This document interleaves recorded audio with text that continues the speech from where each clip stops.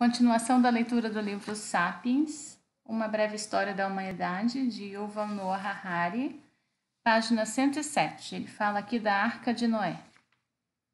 Se juntarmos as extinções em massa na Austrália e na América, e acrescentarmos as extinções em menor escala que aconteceram enquanto o Homo sapiens se espalhava pela África e pela Ásia, tais como a extinção de todas as outras espécies humanas, e as que ocorreram quando os antigos caçadores-coletores povoaram ilhas remotas como Cuba, a conclusão inevitável é que a primeira onda de colonização dos sapiens foi um dos maiores e mais rápidos desastres ecológicos a acometer o reino animal.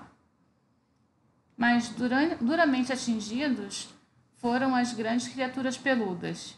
Na época da Revolução Cognitiva, o planeta abrigava cerca de 200 gêneros de grandes mamíferos terrestres, que pesavam mais de 50 quilos.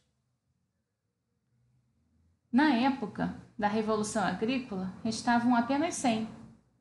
O Homo sapiens levou à extinção cerca de metade dos grandes animais do planeta, muito antes de os humanos inventarem a roda, a escrita ou a ferramenta de ferro.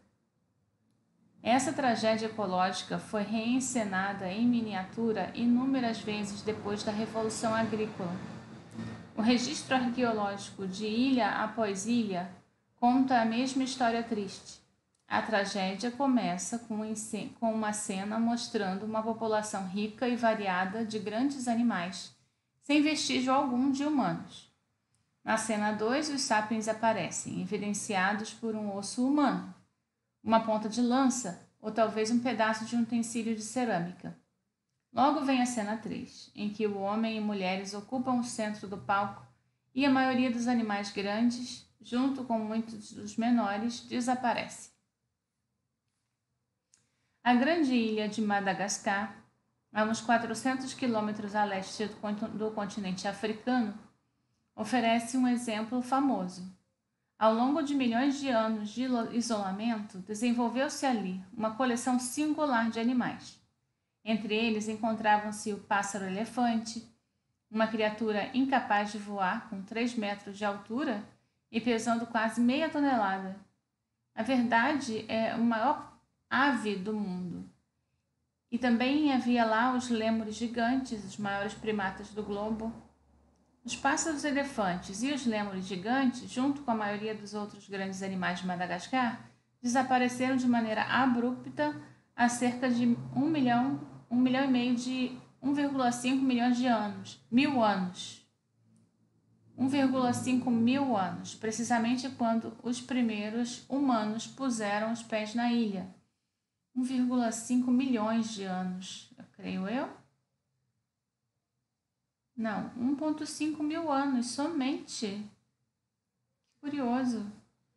No Oceano Pacífico, a principal onda de extinção começou por volta de 1500 a.C., quando agricultores polinésios se estabeleceram nas Ilhas Salomão, Fiji e Nova Caledônia.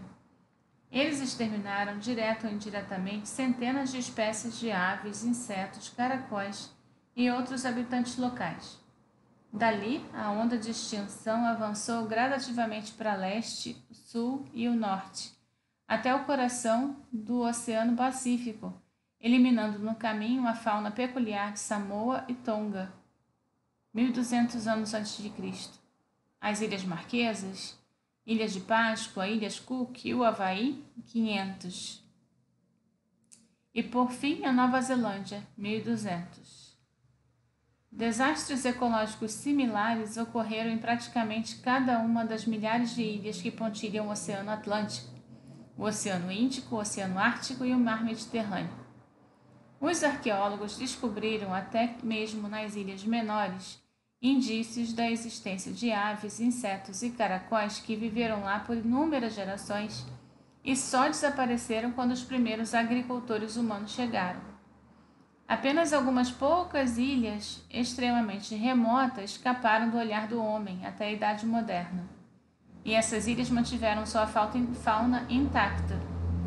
As Ilhas Galápagos, para dar como um exemplo famoso, permanecem inabitadas por humanos até o século, permaneceram, inabitadas por humanos até o século XIX, preservando assim sua coleção única, incluindo suas tartarugas gigantes, que, como os antigos diprotodontes, não têm medo de humanos. A primeira onda de extinção, que acompanhou a disseminação dos caçadores-coletores, foi seguida pela segunda onda de extinção, que acompanhou a disseminação dos agricultores, e nos dá uma perspectiva importante sobre a terceira onda de extinção, que a atividade industrial está causando hoje. Não acredite nos abraçadores de árvores que afirmam que nossos ancestrais viveram em harmonia com a natureza. Muito antes da Revolução Industrial, o Homo sapiens já era o recordista entre todos os organismos em levar as espécies de plantas e animais mais importantes à extinção. Temos a honra duvidosa de ser a espécie mais mortífera dos anais da biologia. Talvez, se as mais pessoas estivessem cientes das primeira e segunda onda de extinção, seriam menos indiferentes à terceira onda, da qual fazem parte. Se soubéssemos quantas espécies já erradicamos, poderíamos ser mais motivados a proteger as que ainda sobrevivem. Isso é especialmente relevante para os grandes animais dos oceanos.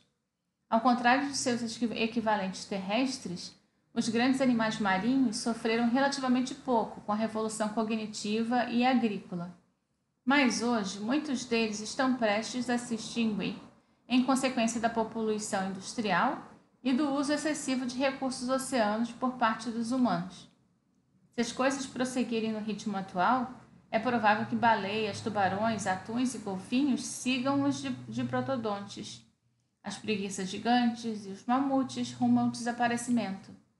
De todas as grandes criaturas do mundo, os únicos sobreviventes da inundação humana serão os próprios humanos e os animais domésticos que servem como escravos nas galés da Arca de Noé. A Revolução Agrícola. Aqui mostra uma pintura rupestre de um túmulo egípcio datado de aproximadamente 3.500 anos, retratando cenas agrícolas típicas. A maior fraude da história. Esse é o capítulo 5. Durante 2,5 milhões de anos, os humanos se alimentaram coletando plantas e caçando animais que viviam e procriavam sem sua intervenção. O Homo erectus, o Homo ergaster, os neandertais colhiam figos silvestres e caçavam ovelhas selvagens sem decidir onde as figueiras criariam raízes, em que campina um rebanho de ovelhas deveria pastar, ou que bode inseminaria sua cabra. O Homo sapiens se espalhou do leste da África para o Oriente Médio, a Europa e a Ásia, e finalmente para a Austrália e para a América. Mas, a todo lugar que ia, também continuava a viver coletando plantas silvestres e caçando animais selvagens. Por que fazer outra coisa se seu estilo de vida fornece alimento abundante e sustenta um mundo repleto de estruturas sociais, crenças religiosas e dinâmica política? Tudo isso mudou há cerca de 10.000 anos, quando os sapiens começaram a dedicar quase todo o seu tempo e esforço a manipular a vida de algumas espécies de plantas e de animais.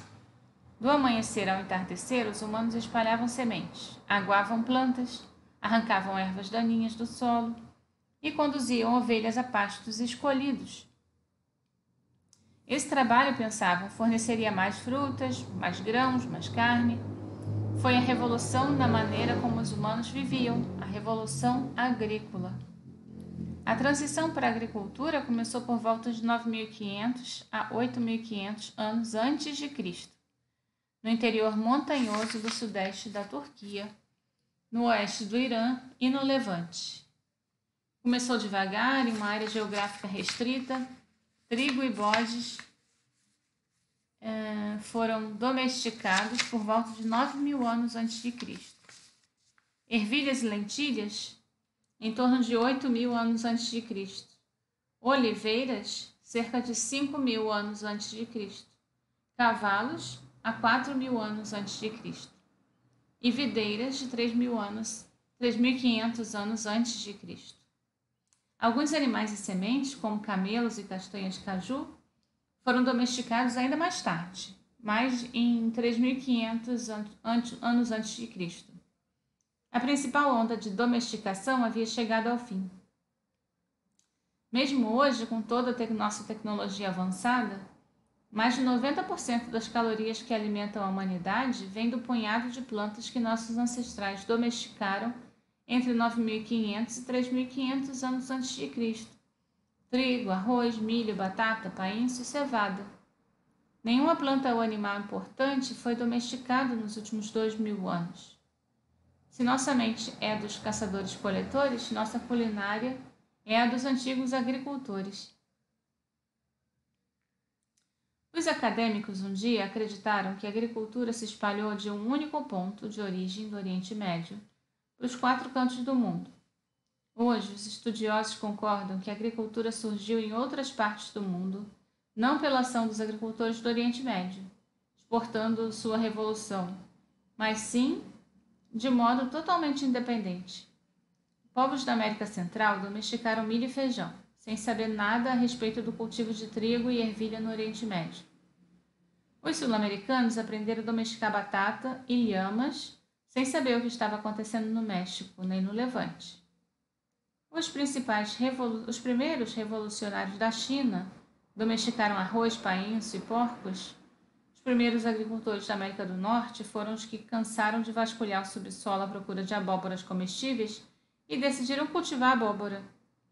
Os habitantes da Nova Guiné domesticaram a cana-de-açúcar e a banana, ao passo que os primeiros fazendeiros da África Ocidental produziam painço africano, arroz africano e sorgo e trigo, conforme suas necessidades. Desses pontos iniciais, a agricultura se espalhou para o mundo inteiro. No século I da era cristã, a grande maioria dos povos, na maior parte do mundo, era de agricultores. Por que irromperam revoluções agrícolas no Oriente Médio, na China e na América Central, mas não na Austrália, no Alasca, na África do Sul? Razões simples: a maioria das espécies de plantas e de animais não pode ser domesticada. Os sapiens podiam desenterrar trufas deliciosas e caçar mamutes lanudos, mas domesticar qualquer uma dessas espécies estava fora de questão. Os fungos eram esquivos demais, os animais gigantes ferozes demais. Dos milhares de espécies que nossos ancestrais caçaram e coletaram, apenas algumas eram candidatas adequadas para a agricultura e pastoreio. Essas poucas espécies se situavam em lugares específicos, e esses são os lugares onde as revoluções agrícolas ocorreram. Acadêmicos um dia declararam que a Revolução Agrícola foi um grande salto para a humanidade. Eles contaram uma história de progresso alimentado pela capacidade intelectual humana. A evolução, pouco a pouco, produziu pessoas cada vez mais inteligentes. As pessoas acabaram por se tornar tão inteligentes que foram capazes de decifrar os segredos da natureza, o que lhes permitiu domar ovelhas e cultivar trigo. Assim que isso ocorreu, elas abandonaram alegremente a vida espartana, perigosa e muitas vezes parca, dos caçadores-coletores, estabelecendo-se em uma região para aproveitar a vida farta e agradável dos agricultores. Essa história é uma fantasia. Não há indícios de que as pessoas tenham se tornado mais inteligentes com o tempo. Os caçadores-coletores conheciam os segredos da natureza muito antes da Revolução Agrícola, já que sua sobrevivência dependia de um conhecimento íntimo dos animais que eles caçavam e das plantas que coletavam. Em vez de prenunciar uma nova era de vida tranquila, a Revolução Agrícola proporcionou aos agricultores uma vida, em geral, mais difícil e menos gratificante que a dos caçadores-coletores. Estes passavam o tempo com atividades mais variadas, estimulantes e estavam menos expostos à ameaça de fome e doença. A Revolução Agrícola certamente aumentou o total de alimentos à disposição da humanidade, mas os alimentos extras não se traduziram em uma dieta melhor ou em mais lazer. Em vez disso, se traduziram em explosões populacionais e elites favorecidas. Em média, um agricultor trabalhava mais que um caçador-coletor e obtinha em troca uma dieta pior. A Revolução Agrícola foi a maior fraude da história. Quem foi responsável? Nem reis, nem padres, nem mercadores. Os culpados foram um punhado de espécies vegetais, entre as quais o trigo, o arroz e a batata. As plantas domesticaram o Homo sapiens, e não o contrário. Pense por um instante na revolução agrícola do ponto de vista do trigo. Há 10.000 anos, o trigo era apenas uma gramínea silvestre, uma de muitas confinada a uma pequena região do Oriente Médio. De repente, em apenas alguns milênios, estavam crescendo no mundo inteiro. De acordo com os critérios evolutivos elementares de sobrevivência e reprodução, o trigo se tornou uma das plantas mais prósperas da história do planeta. Em áreas como as grandes planícies da América do Norte, onde há 10.000 anos não crescia um único pé de trigo, hoje podemos caminhar por centenas e centenas de quilômetros sem encontrar nenhuma outra planta.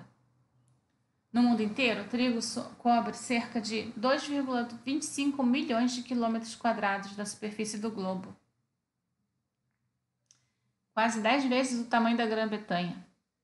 Como essas gramíneas passaram de insignificantes a onipresentes? O trigo fez isso manipulando o Homo sapiens a seu bel prazer. Esse primata vivia uma vida confortável como caçador-coletor até por volta de 10.000 anos atrás, quando começou a dedicar cada vez mais esforços ao cultivo do trigo. Em poucos milênios, os humanos em muitas partes do mundo estavam fazendo não muito mais do que cuidar das plantas de trigo, do amanhecer ao entardecer. Não foi fácil, o trigo demandou muito deles. O trigo não gostava de rochas nem pedregulhos e por isso os sapiens deram duro para limpar os campos. O trigo não gostava de dividir espaço, água e nutrientes com outras plantas. E assim homens e mulheres trabalharam longas jornadas sob o sol abrasador, eliminando ervas daninhas. O trigo ficava doente e por isso os sapiens tinham de ficar de olho em vermes e pragas. O trigo era atacado por coelhos e nuvens de gafanhotos. Então, os agricultores construíram cercas e passaram a vigiar os campos. O trigo tinha sede, então os humanos cavavam canais de irrigação ou passavam a carregar baldes pesados de poços para regá-los.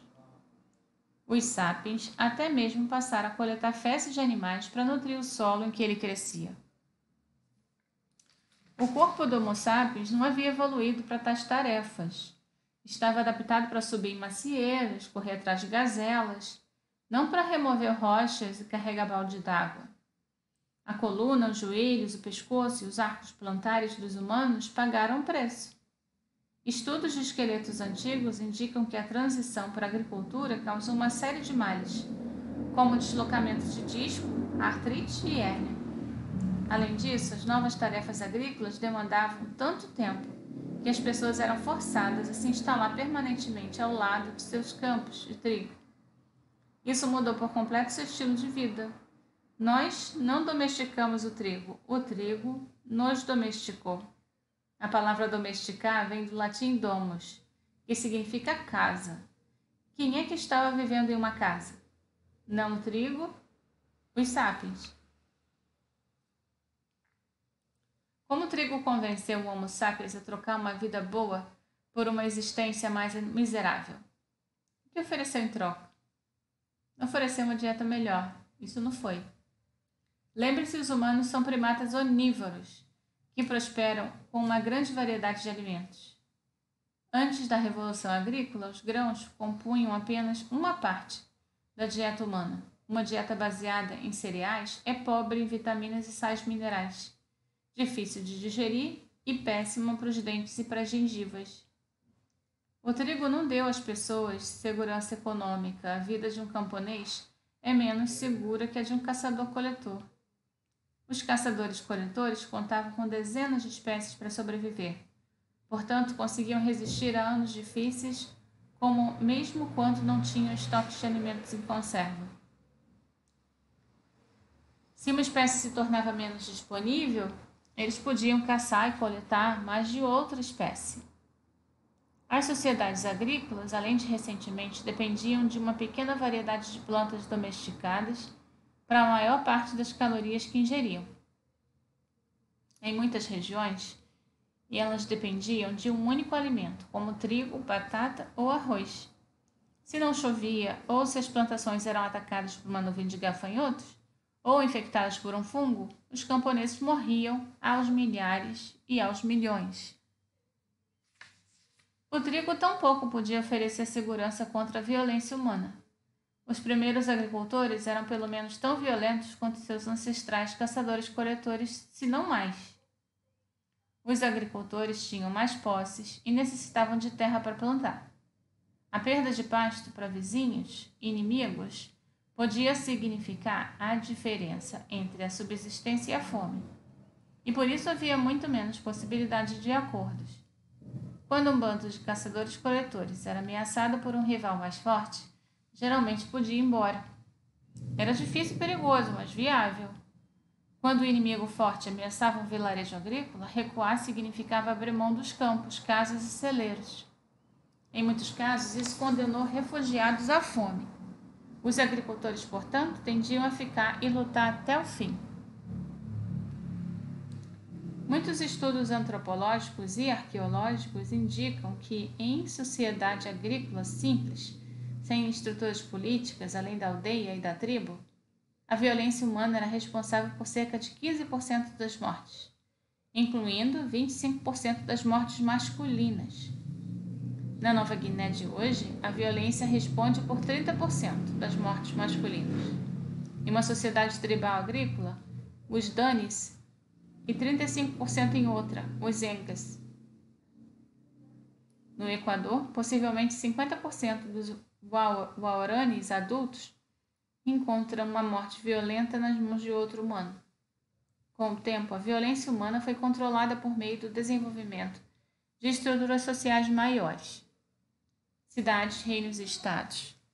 Mas levou milhares de anos para que se construíssem tais estruturas políticas grandes e eficazes. A vida em comunidade certamente trouxe alguns benefícios imediatos aos primeiros fazendeiros, tal como uma melhor proteção contra animais ferozes, chuva e frio. Porém, para o indivíduo médio, as desvantagens provavelmente eram mais significantes que as vantagens. É difícil as pessoas nas sociedades prósperas de hoje compreendê-lo. Como temos abundância e segurança, e como nossas abundância e segurança foram construídas sobre as bases assentadas pela Revolução Agrícola, presumimos que a Revolução Agrícola foi a melhor coisa possível, uma coisa incrível. Mas é errado julgar milhares de anos de história da perspectiva de hoje. Um ponto de vista muito mais representativo é o da garotinha de 3 anos de idade morrendo de desnutrição na China, no século I, porque a lavoura de seu pai não vingou. Ela diria: estou morrendo de desnutrição, mas em 2000 anos as pessoas terão comida em abundância e viverão em casas grandes com ar-condicionado, então meu sofrimento é um sacrifício válido. Então, o que o trigo ofereceu aos agricultores, incluindo essa garotinha chinesa subnutrida? Não ofereceu nada para as pessoas enquanto indivíduos, mas concedeu algo ao Homo sapiens enquanto espécie. O cultivo de trigo proporcionou muito mais alimento por unidade de território, e com isso permitiu que o Homo sapiens se multiplicasse exponencialmente. Por volta de 13.000 anos antes de Cristo, quando as pessoas se alimentavam coletando plantas silvestres e caçando animais selvagens, a área de entorno do oásis de Jericó, na Palestina, podia sustentar no máximo um bando nômade de cerca de 100 indivíduos relativamente saudáveis e bem nutridos. Por volta de 8.500 a.C., quando as plantas silvestres deram lugar aos campos de trigo, o oásis sustentava uma aldeia grande, mais abarrotada, de 1.000 pessoas que padeciam muito mais de doenças e má nutrição. A moeda da evolução não é fome nem dor, e sim cópias de hélices de DNA. Assim como o sucesso econômico de uma empresa é medido apenas pelo número de dólares em que tem em sua conta bancária, não pela felicidade de seus empregados, o sucesso evolutivo de uma espécie é medido pelo número de cópias de seu DNA. Se não restam mais cópias de DNA, a espécie será extinta, assim como a empresa sem dinheiro está falida. Se uma espécie ostenta muitas cópias de DNA, é um sucesso e a espécie prospera. Em tal perspectiva, 1000 cópias é sempre melhor do que 100 cópias. Essa é a essência da Revolução Agrícola, a capacidade de manter mais pessoas vivas em condições piores. Mas, por que os indivíduos deveriam se importar com esse cálculo evolutivo? Por que uma pessoa em sã consciência reduziria seu padrão de vida só para multiplicar o número de cópias do genoma do Homo sapiens? Bem, ninguém concordou com isso. A Revolução Agrícola foi uma armadilha. A armadilha do luxo, é isso que seguiremos lendo na página 121, no próximo vídeo. Tchau, tchau.